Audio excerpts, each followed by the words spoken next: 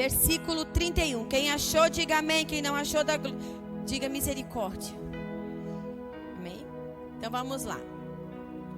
De novo, Jesus se retirou das terras de Tiro e foi por Sidom, até o mar da Galileia, através do território de Decápolis.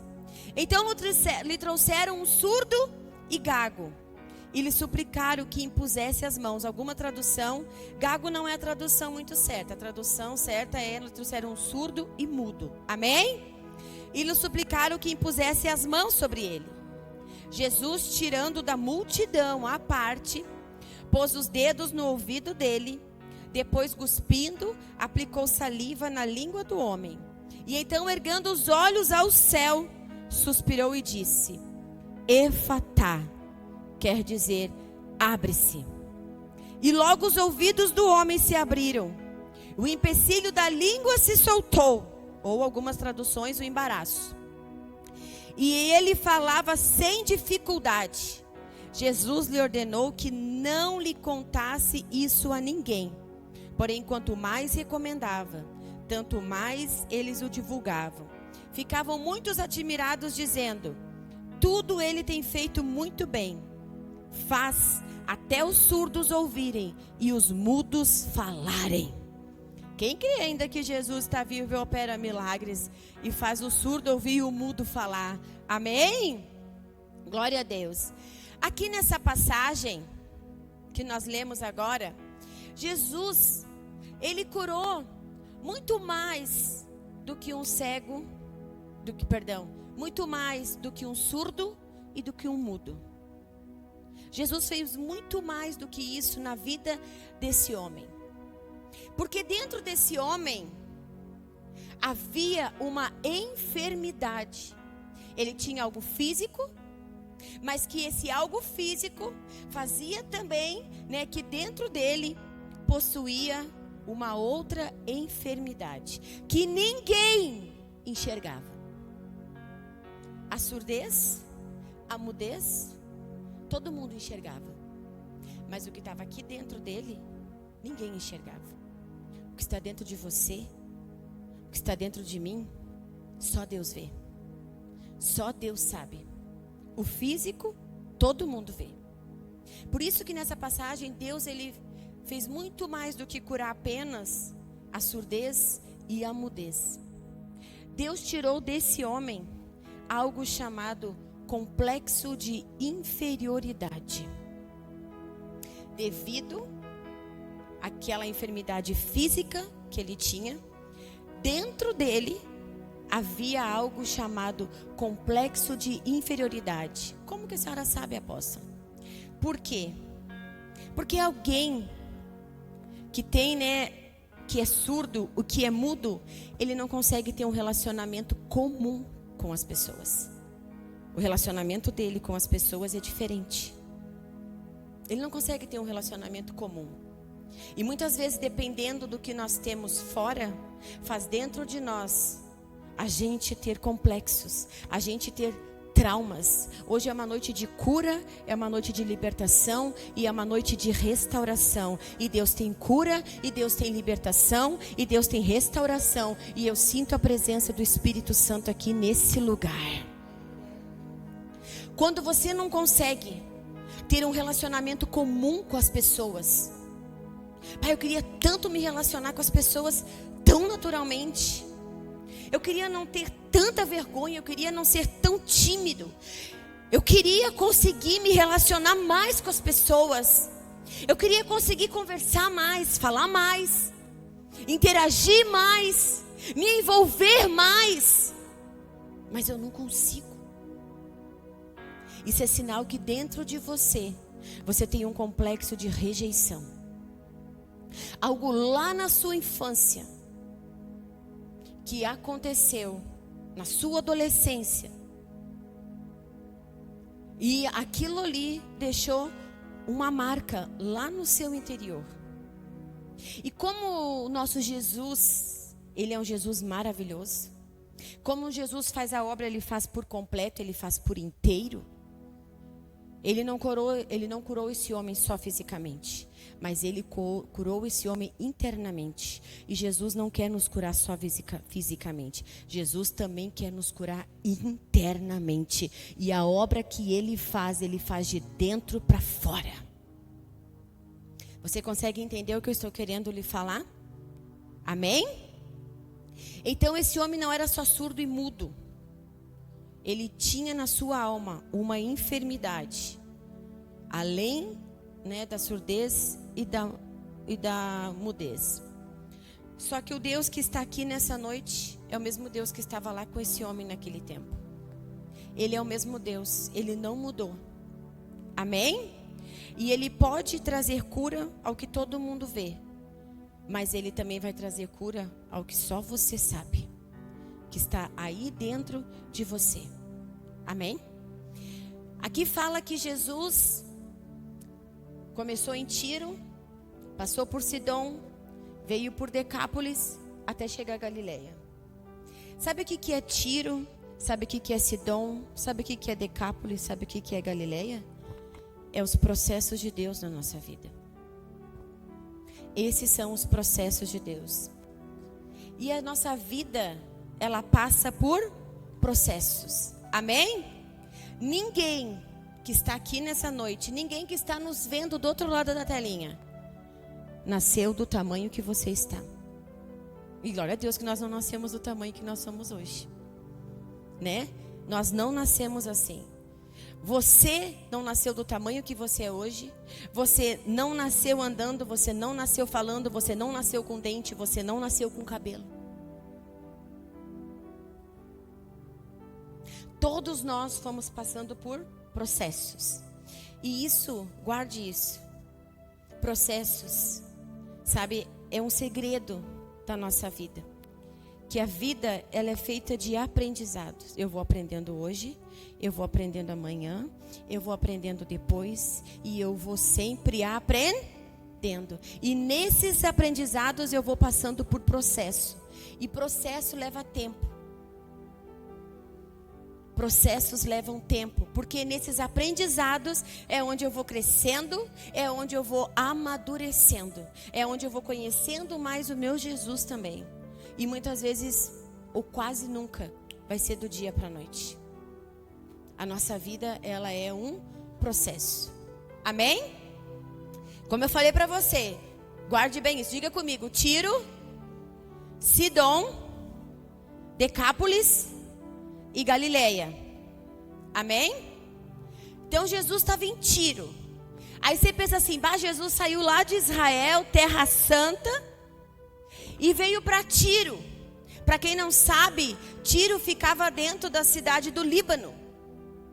E para quem não sabe, os libaneses e os judeus, eles não se dão. Aí você pergunta: Jesus saiu lá de Israel, foi para Tiro, para o território inimigo. O que Jesus foi fazer lá? O que Jesus foi fazer em Tiro? Jesus foi procurar em Tiro o que ele não achou em Israel. Se você voltar ali ali no versículo 24, vai falar de uma mulher chamada Sírio Fenícia. Lá em Tiro, Jesus estava lá em Tiro. E havia uma mulher que a Bíblia chama ela de Sírio Fenícia. E essa mulher, ela tinha uma filha que estava endemoniada. E ela já tinha ouvido falar de Jesus. Preste atenção, porque nós vamos indo mergulhando bem devagarinho. Amém? Ela tinha uma filha endemoniada.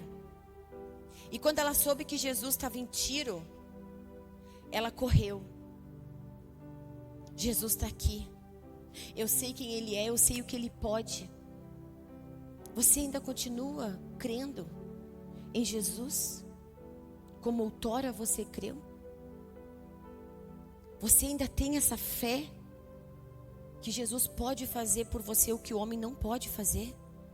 Porque a tua fé te curou e a tua fé te salvou. É a nossa fé que move a mão de Deus sobre as nossas vidas, sobre as nossas casas. E aquela mulher foi correndo foi correndo a Jesus, pedindo um milagre. A minha filha está terrivelmente endemoniada.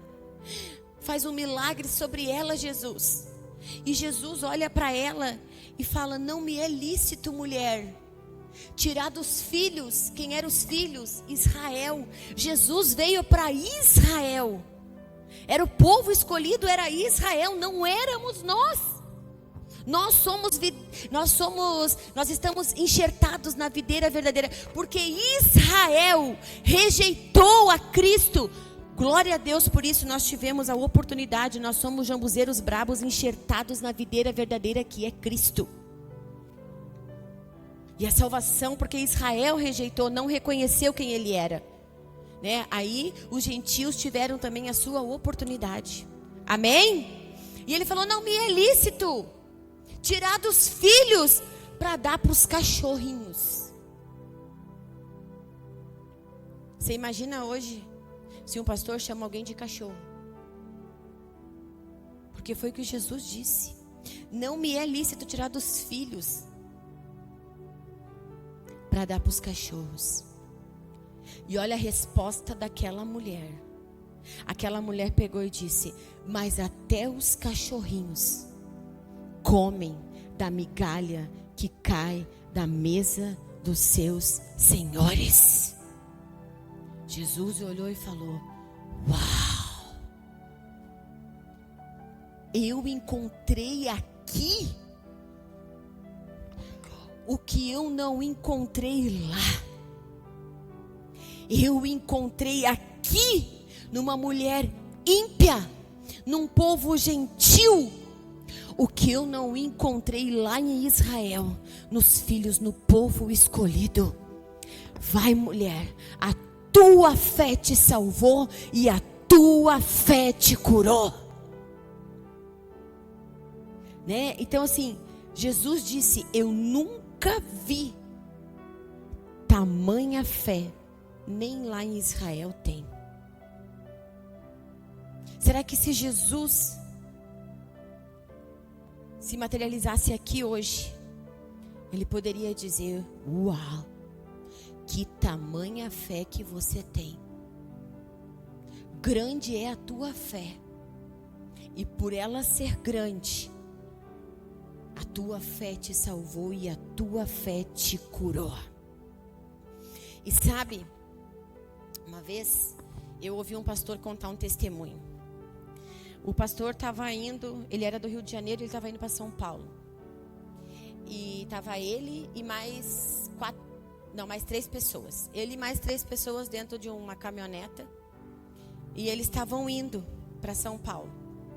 E chegou um determinado ponto ali do caminho, que ele viu assim, de longe, ele viu alguma coisa assim se movendo. E ele pegou e falou, né, para o motorista: liga o farol alto, liga o farol alto. E ele ligou o farol alto. E ele falou: agora para. E aí ele pegou e desceu. E quando ele desceu, ele viu que era um homem carregando uma cruz. Um homem carregando uma cruz. E ele pegou e foi conversar com aquele homem. Ele chegou perto do homem e ele viu que as calças do homem aqui até o joelho estavam rasgadas. O homem pegou as calças assim e rasgou, porque as canelas dele estavam desse tamanho, inchado. O calcanhar dele estava todo rachado, vertendo sangue. Aqui, aonde ele estava carregando a cruz, havia uma espuma, mas ainda assim estava tudo machucado. E ele pegou, um pastor, e ele pegou, olhou para aquele homem e falou assim: por que o senhor está fazendo isso? Ele falou: estou fazendo isso porque eu pedi para Deus. Ele pediu para Deus. Eu pedi para Deus que Deus curasse o meu filho, porque o meu filho estava numa UTI desenganado pelos médicos. Eu pedi para Deus curar o meu filho. E eu falei para Deus que se Deus curasse o meu filho, eu ia fazer isso aqui. E eu aprendi com os meus pais também que tudo que a gente promete para Deus, a gente tem que cumprir. E aí ele pegou, o pastor perguntou para ele e falou... daí ele pegou e falou assim: por acaso o senhor sabe onde é que fica? Era uma igreja que ele estava procurando lá, católica. O senhor sabe onde é que fica tal igreja? Aí o pastor pegou e falou para ele assim, acho que daqui uns 20, 25 quilômetros mais à frente. Aí o pastor olhou para ele e falou assim, há quanto dia o senhor está caminhando com essa cruz? Aí ele pegou e falou assim, eu estou caminhando há 8 dias. Há 8 dias eu estou caminhando com essa cruz. O que fica de lições nessa história que não é uma história, mas é verídica, é verdadeira, né? Não é uma... Ai, como é que se chama agora? Meu Deus, uma parábola, mas é uma história verdadeira. Amém? O que a gente aprende com isso? A manifestação de fé daquele homem. Aplicada de uma forma errada. Aplicada de uma forma errada. Mas tamanha fé daquele homem. Por que aplicada de forma errada, apóstola? Porque Jesus já levou sobre si, já carregou a cruz que éramos para mim e para você. Nós não precisamos hoje carregar uma cruz. Mas a tamanha fé, e nós nos declaramos o povo da fé. Nós carregamos a verdade. Nós somos cheios de fé. O que mais que a gente aprende com a lição desse homem? Ele aprendeu com os pais dele que o que a gente promete para Deus a gente cumpre. E ele prometeu para Deus que se Deus curasse o filho dele, ele ia fazer. E ele foi lá e fez. Amém? Muitas vezes nós prometemos coisas para Deus e nós não cumprimos. Nós não cumprimos o que prometemos. Às vezes também tem que caminhar para vir na igreja, tem que pegar um ônibus. Aí muitas vezes, não vou caminhar 1 quilômetro, 2 quilômetros, 3 quilômetros. Não está chovendo, eu não vou. Não está frio, eu não vou. Não está calor, eu não vou. Ele caminhou 8 dias, carregando uma cruz. E nós nos declaramos o povo da fé. Onde está a nossa fé? Acho que às vezes a gente tem que rever a nossa caminhada aqui nessa terra, né? Isso são reflexões que uma história traz. Amém? Então Jesus estava aqui em Tiro. Tiro fica ao norte. Mas o destino de Jesus era chegar na Galileia. Tiro, Sidom, Decápolis, Galileia. O milagre que Jesus queria operar era em Galileia. Então, um ficava lá no norte e o outro ficava lá no sul. E Jesus caminhou processos. Gente, Tiro foi o ponto de partida de Jesus para chegar lá na Galileia. Às vezes, como é difícil começar alguma coisa na nossa vida. É difícil começar. Eu vou começar uma dieta segunda-feira. E a segunda-feira nunca chega. Eu vou começar uma obra, vou pegar essa casa, vou reformar, vou fazer, vou tirar, vou. Mas é difícil começar. Eu vou começar uma faculdade, eu vou ir com ela até o fim. Eu vou começar agora uma nova caminhada com Jesus. O que eu prometer para Jesus, eu vou cumprir. Eu vou ter uma disciplina espiritual na minha vida, querendo ou não querendo, todo dia eu vou estar lá com Jesus. A minha carne querendo ou não querendo. Como é difícil às vezes começar algo. Planejamos, falamos, mas não começamos. Mas Tiro, Jesus começou. Passou por Sidom. Você começou uma caminhada com Jesus na sua vida. Você vai passar por Sidom. Perseguição, setas malignas do inimigo, desânimo, preguiças. Isso vai ser Sidom.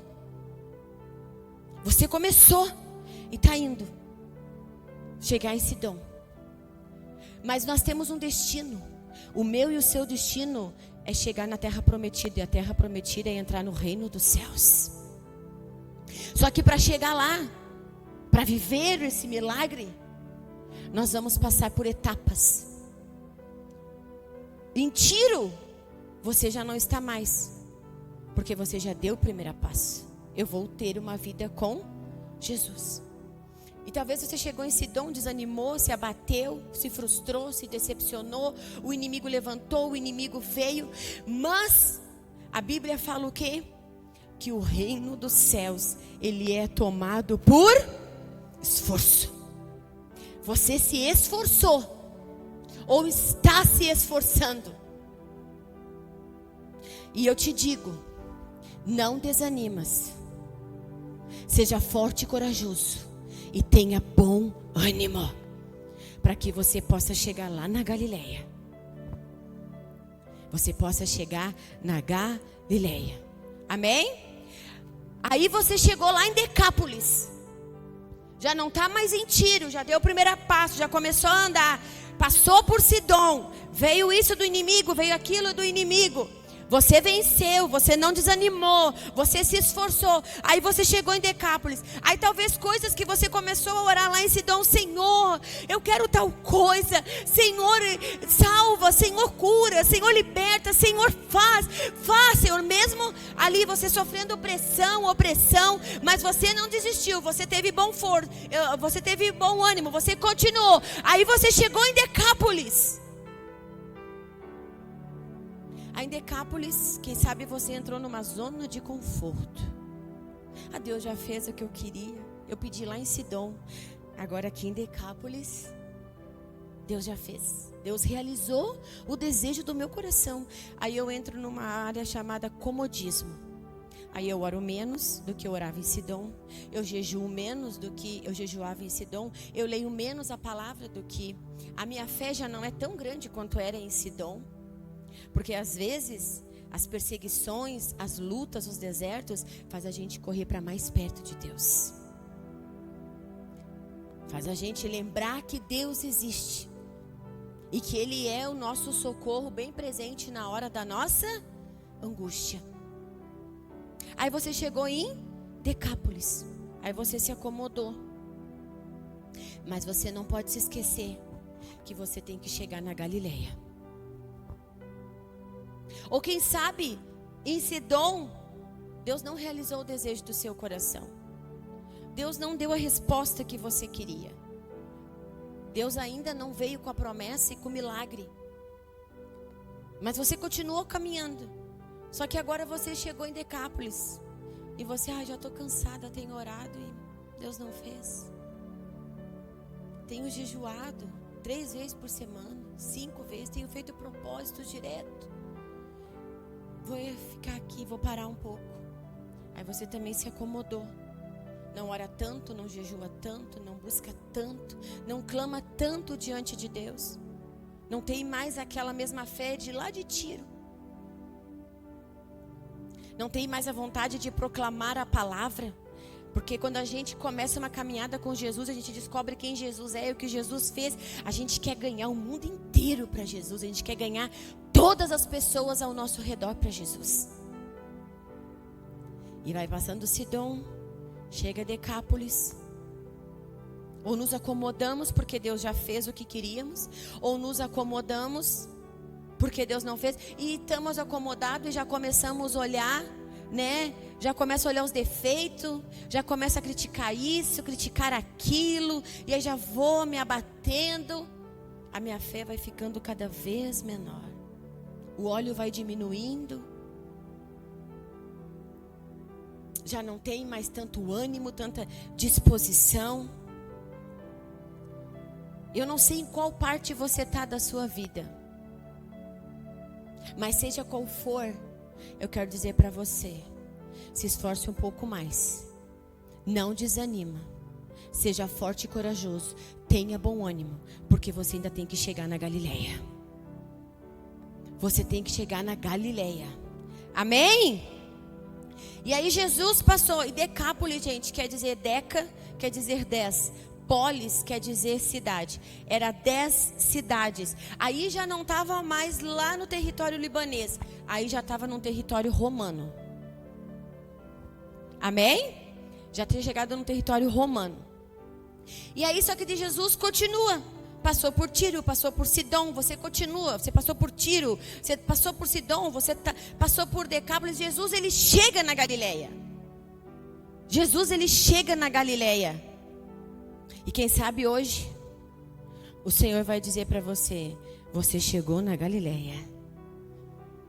Hoje o meu Efatá vai acontecer na tua vida, lá na tua casa, lá naquela pessoa. O meu Efatá vai acontecer hoje.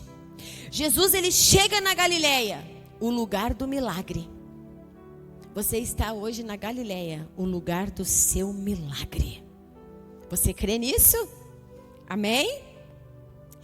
Só que quando Jesus, ele chega na Galileia, a multidão vem até ele e traz um problema para ele. Um problema que para eles era impossível de ser resolvido. Eles pegam o problema que é impossível de homem resolver e entrega para Jesus. Galileia, o lugar do teu milagre.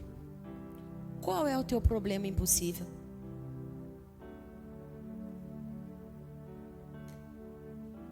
Eles pegaram um problema impossível e entregaram para Jesus. Toma.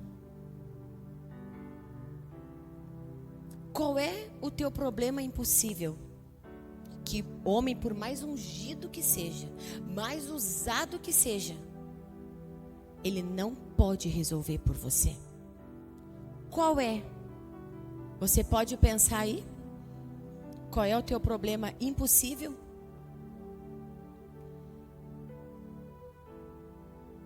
E a gente sabe, hoje eu não sei, e nem pesquisei também. Hoje eu não sei se tem cura para surdez, não sei se tem cura para as pessoas mudas, mas eu sei que há 2000 anos atrás não havia medicina que pudesse curar um surdo, que pudesse curar um mudo. Sabe, ele não tinha uma dor de cabeça que uma aspirina ia curar. E Deus não vai dividir a glória dele com uma aspirina. Se o teu problema é uma dor de cabeça, a aspirina vai te curar, a Neosaldina vai te curar. Ele não tinha uma unha encravada, que eu já tive, e que um podólogo tratou. Ele não tinha um dente inflamado, que um dentista, você ia no dentista e o dentista resolvesse.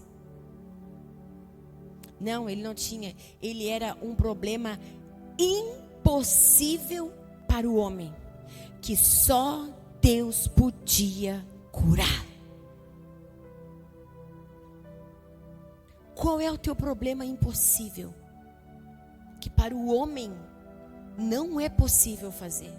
Só Deus pode mover e só Deus pode fazer. Todos conhecemos o que está escrito em João 11, que é a história de Lázaro. Jesus chega. Lázaro já estava morto há 4 dias. E na tumba de Lázaro havia uma pedra.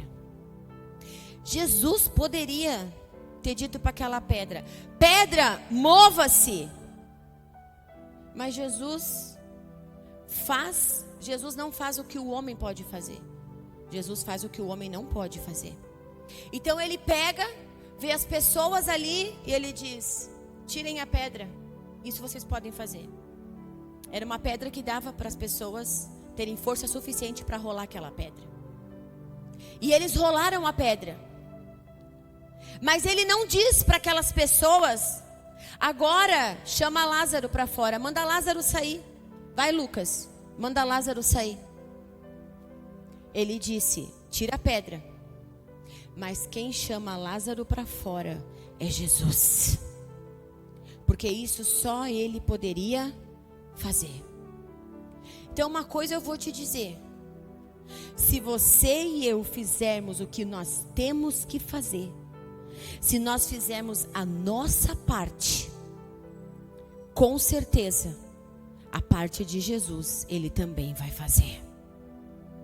Mas nós temos que fazer a nossa parte. Faça a sua parte, que a parte dele, ele vai fazer. Amém? Trouxeram o problema para ele.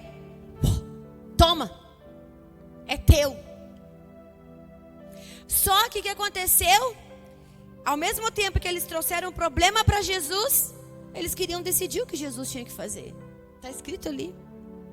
Toma o problema e põe a mão sobre ele, Jesus. Parece nós. Jesus, aqui está o meu problema impossível, a minha causa impossível. Mas ó, eu vou te entregar, estou te entregando. Mas o Senhor faz assim, assim, assado. Aqui está o meu problema impossível, Jesus, eu entrego nas tuas mãos. Mas Senhor, faz assim. Não é assim que a gente faz. A gente entrega o problema para Deus. Mas ao mesmo tempo a gente quer decidir. Não, Jesus, mas tu faz assim, ó. Sabe, vai lá, faz assim, assim, assim, assado. E sabe o que eu entendo com isso? Eu entendo que se for do meu jeito, ou se for do jeito de Deus, a única coisa que importa é que Ele vai fazer acontecer. Não importa se vai ser do meu jeito. Não importa se vai ser como eu quero, como eu gostaria que Ele fizesse. Ele vai me contrariar. Ele contrariou aquele povo. Vocês estão dizendo como é que eu tenho que fazer? Eu vou contrariar vocês. Eu não vou fazer como você quer. Eu não vou fazer do teu jeito. Está mandando eu impor as mãos? Não vou. E mesmo que o Senhor contrarie a minha vontade e a sua vontade, não importa o jeito dele ou o nosso jeito. O que importa é que nós sabemos que Ele vai fazer acontecer. Amém?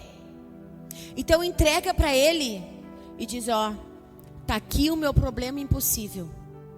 Faz como o Senhor achar melhor. Como o Senhor decidir, eu digo amém. Glória a Deus. Estão entendendo? Aí Jesus pega aquele surdo e mudo que todo mundo achava que ficou ali. Agora nós vamos ver. Jesus vai impor a mão sobre ele e o milagre vai acontecer. Aí Jesus pega aquele surdo e mudo, contrariando as pessoas, e leva ele, tira ele dos olhos da multidão. E leva aquele homem para um particular. Diga comigo, particular. Deus está querendo tratar comigo e com você num lugar chamado particular. Lá no seu lugar secreto. Lá no seu devocional. Longe de todo mundo. Longe de todos os olhos. Porque foi isso que Jesus fez. Vamos sair da multidão. Vem. O que eu quero fazer contigo, ninguém vai ver. Vai ser longe de todos. Vai ser longe da multidão, não vai ter plateia. Por isso que nós temos que estar no nosso lugar secreto. Lá, no nosso particular. Porque tem coisas que Ele vai fazer em você que ninguém vai ver. Mas depois que Ele fizer, as pessoas só vão ver o resultado. O processo, ninguém vai ver. Como Ele vai fazer, ninguém vai ver. Mas depois que Ele fizer, Ele só vai mostrar o resultado. Então vá para o seu particular. Porque tem coisas que Ele quer fazer em você, que Ele não quer fazer diante de uma multidão. Ele quer fazer lá no seu secreto. Amém? E o que Ele fizer lá, vai ficar lá. As pessoas só vão ver o resultado.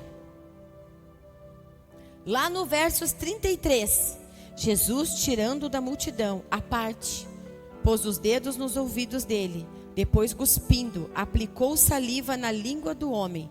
Então, erguendo os olhos, suspirou e disse, Efatá, que quer dizer, abre-se.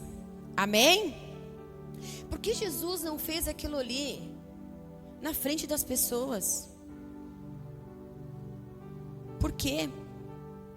Porque quem não entende o trabalhar de Deus. Quem não entende como é que Deus faz as coisas, muitas vezes vai questionar a Deus. Vai começar a questionar a Deus. Amém? Então é por isso que muitas vezes o que Deus vai fazer na sua vida vai ser lá no particular. Porque se Ele fizer aqui, as pessoas vão dizer: o quê? Não, capaz? Olha, ela, ele? Não. As pessoas vão começar a questionar. Por isso que muitas vezes Deus tira, porque é a maneira que Deus vai tratar com a gente. Aí nós lemos ali agora. Jesus colocou o dedo no ouvido dele. Jesus colocou o dedo no ouvido dele. E ele começou a ouvir? Não. Jesus colocou o dedo no ouvido dele. E ele não começou a ouvir. Jesus cuspiu.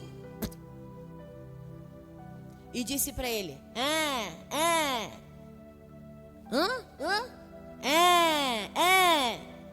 E ele pegou e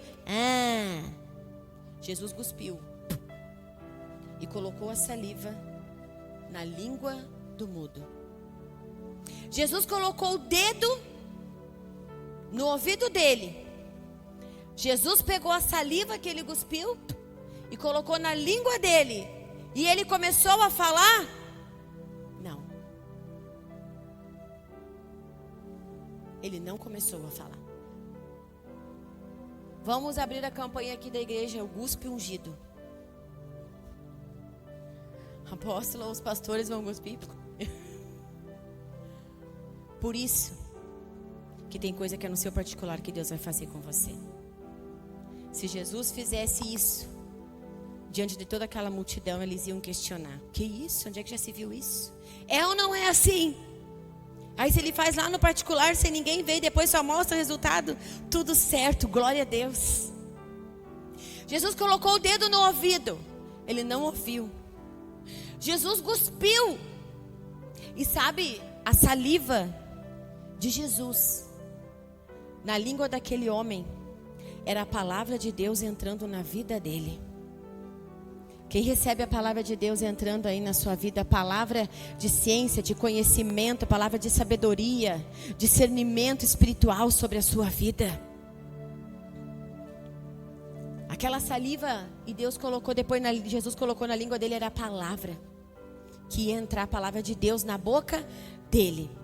Mas nada funcionou. Aí Jesus faz o quê? Jesus olha para o céu.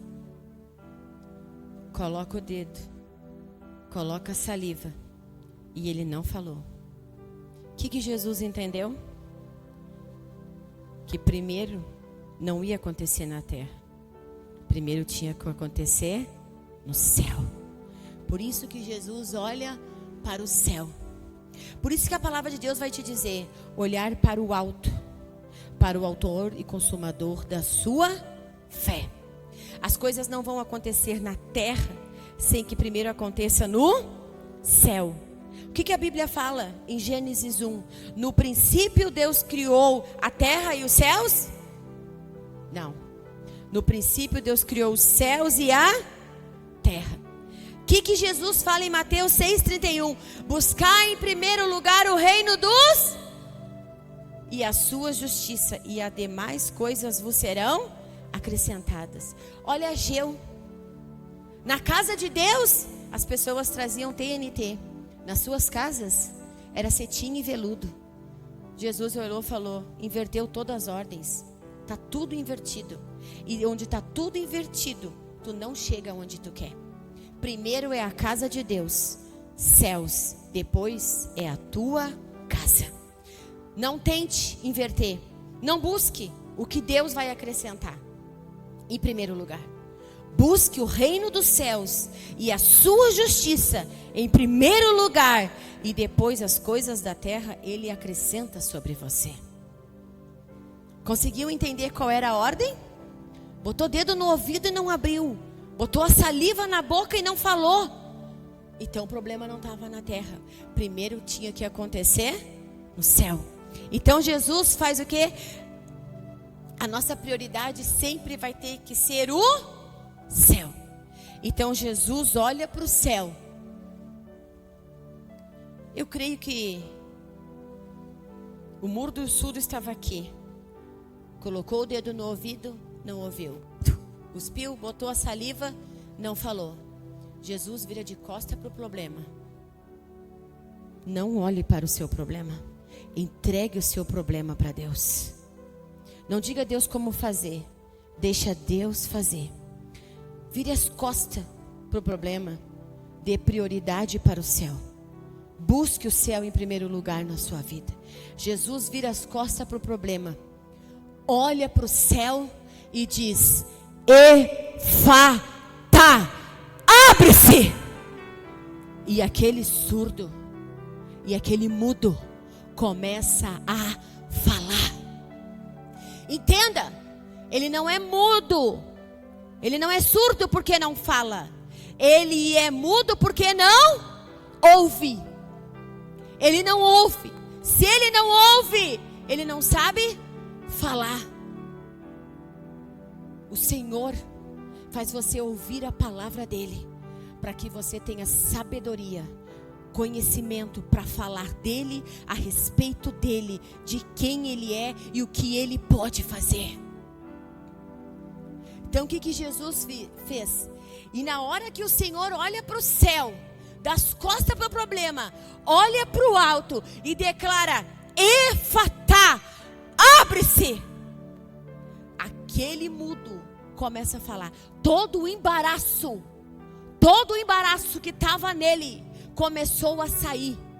Em nome de Jesus, eu quero declarar que todo o embaraço que estava na sua vida, na sua casa, na sua família, vai sair em nome de Jesus. E quem recebe, diga amém. Eu creio, você crê?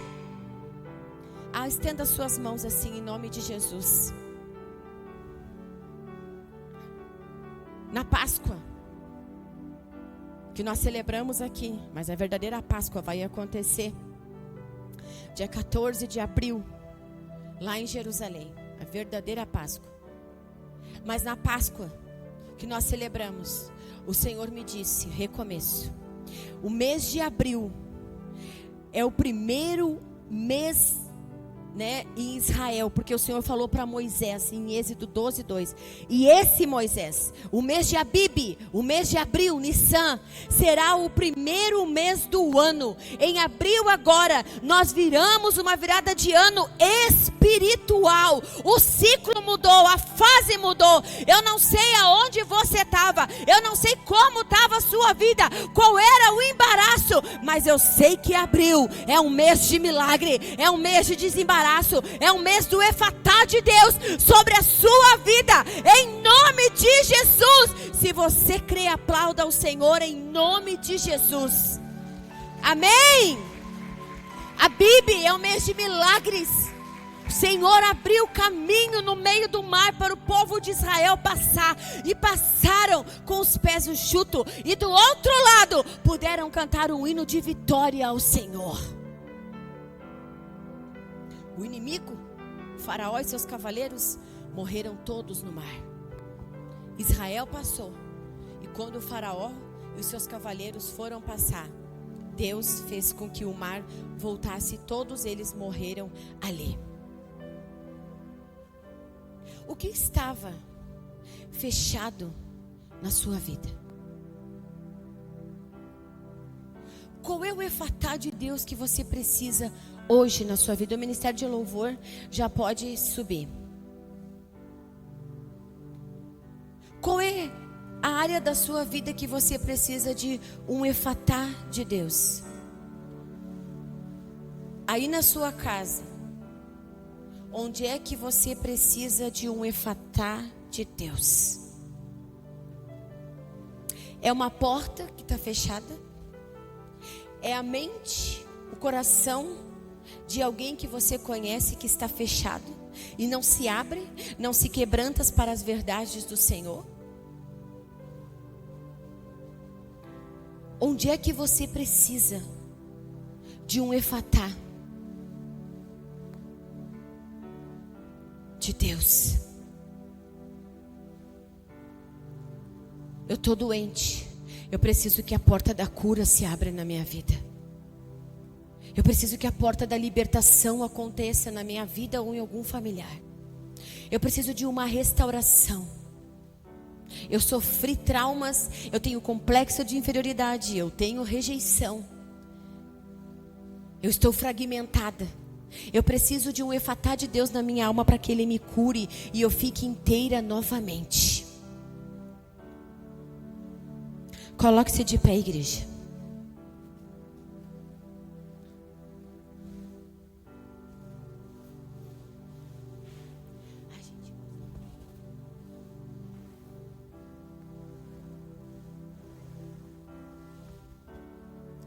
Qual é, ou melhor, aonde é que você precisa que o efatá de Deus aconteça? O ministério de louvor vai cantar. E enquanto o ministério de louvor canta, eu quero que você vá aí na sua mente, dizendo: Senhor, eu preciso que um efatá de Deus aconteça em tal área da minha vida.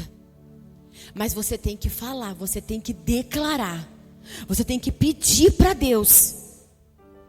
Aonde é que você quer que o efatá, que o céu se abra? Um coração duro, resistente, uma mente talvez que esteja endurecida, cauterizada, uma porta de emprego que tem que se abrir, a porta da cura, o milagre. Eu não sei qual é o impossível, o que o homem não pode fazer, mas Deus pode fazer. E Deus não mudou, Ele é o mesmo.